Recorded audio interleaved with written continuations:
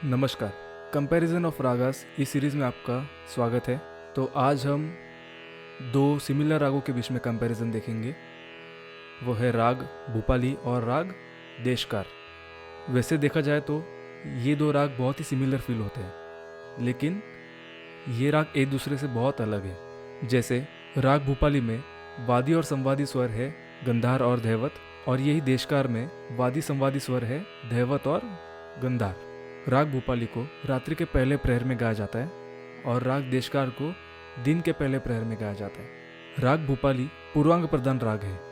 इसका मतलब ये कि इस राग में इम्प्रोवाइजेशन मंद्र सप्तक और मध्य सप्तक में ज़्यादा किया जाता है, और यही देशकार उत्तरांग प्रधान राग माना जाता है, क्योंकि इस राग में इम्प्रोवाइजेशन ज़्यादातर मध्य सप्तक और तार सप्तक में किया जाता है। राग भूपाली कल्याण थाट से निकला हुआ राग है और राग देशकार बिलावल थाट से निकला हुआ राग है। राग भूपाली की प्रकृति शांत है, थोड़ा सा गंभीर है, लेकिन राग देशकार पूरी तरह चंचल राग है। ये होगी बेसिक डिफरेंसेस। अब यहाँ पे टेक्निकल चीज़ों के मामले में इन दो रागों को हम अलग कैसे करेंगे वो हम देखते हैं। सबसे पहले राग भूपाली का वादी स्वर है गंधार। इसका मतलब राग भूपाली में गंधार को ज़्यादा दिखाया जाता है। जैसे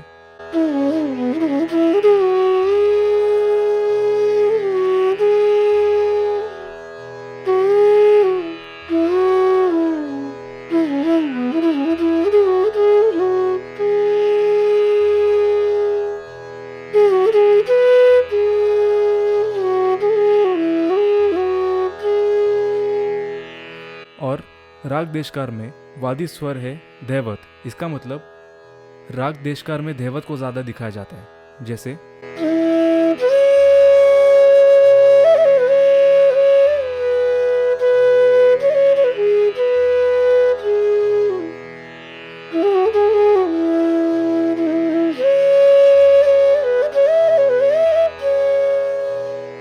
राग भूपाली और राग देशकार दोनों रागों के स्वर सेम है, लेकिन फिर भी इन दोनों राग के थाट कैसे अलग है।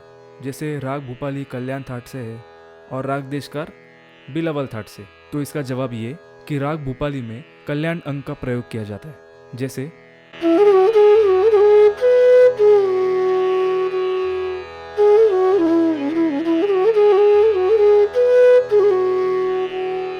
परे। तो ये परे संगति कल्याण अंग को दर्शाता है। ज़्यादातर कल्याण थाट के रागों में कल्याण अंग को देखा जा सकता है, जैसे यमन, शुद्ध कल्याण, गौड़ सारंग और भी अनेक राग। अब राग भूपाली शांत है। इसका मतलब इस राग में मींड और गमक का प्रयोग ज़्यादा किया जाता है और एकदम धीमी गति में किया जाता है। जैसे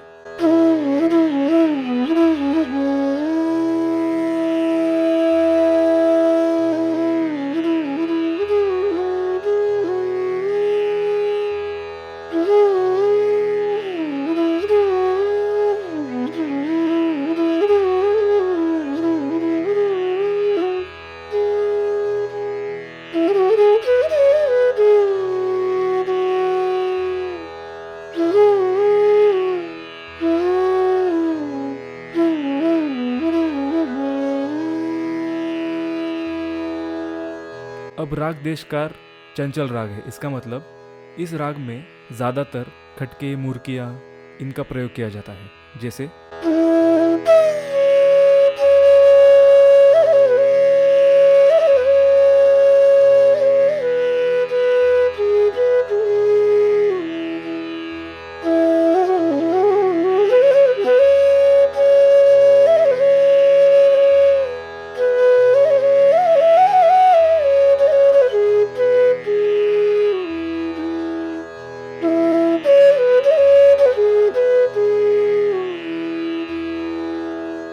जिस तरह राग भूपाली में रे को हम प्रोमिनेंटली दिखा सकते हैं, लेकिन हम राग देशकार में रे को इतना प्रोमिनेंटली नहीं दिखा सकते।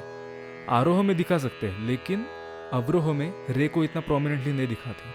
थोड़ा सा गंधार को बढ़ा के फिर रे का कर्ण लेते हुए हम सा पे आते हैं।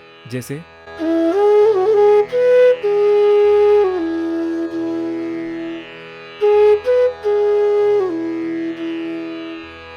इस तरह। अब हम नॉर्मली इन दो रागों के आरोह अवरोह देखते हैं। सबसे पहले राग भूपाली।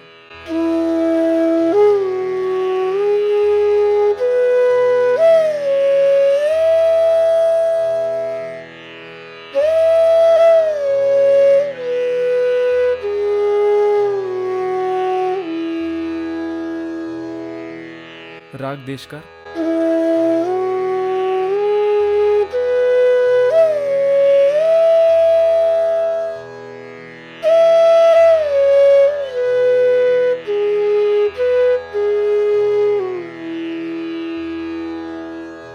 इस प्रकार इन सब चीज़ों को ध्यान में रखते हुए आप राग भूपाली और राग देशकार को अलग कर सकते हो। ऐसे और कंटेंट के लिए ज़रूर फॉलो कीजिए और इसे शेयर कीजिए।